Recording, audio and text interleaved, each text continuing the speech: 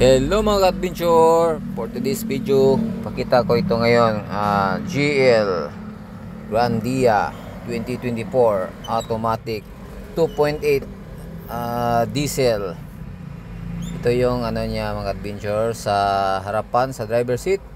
Yan o, kita mo, napakaganda na. Tapos itong pang ano niya, adjust dito sa upuan, ang normal din, ganun lang din. Nandito yung control niya sa manubela, and then doon sa touchscreen niya medyo yung mga ano doon na volume, channel. Lipat mo, ito naman yung U-box dito sa gitna, yung arm para sa kamay mo. And then yan, kita mo to. Testing natin dito sa ano niya, likod. Kasi ito yung likod niya, bagong car wash kasi ito eh. Yan, kita mo yun, lagayan ng malita dyan. Medyo maliit lang yung compartment nya kasi maraming upuan dyan sa loob.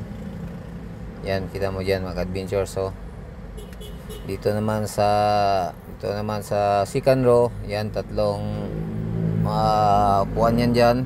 Tapos sa pangatlong row, tatlong upuan din. Tapos yung sa last na row, apat na upuan. Kaya tapos sa harap naman driver saka sa front seat.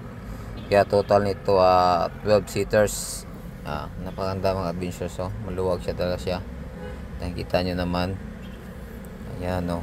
Yan yung mga ilaw dyan, yung aircon nya. Sobrang lamig to mga adventure. Itong magandang pang pamilya talaga pag magbakasyon kayo, kahit saan kayo pumunta, kasi malaki na to siya mga adventure. Tapos napakatibay talaga itong Toyota.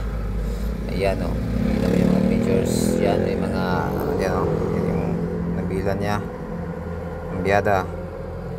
Yan, ito yung lagay ng mga kailangan na papilis.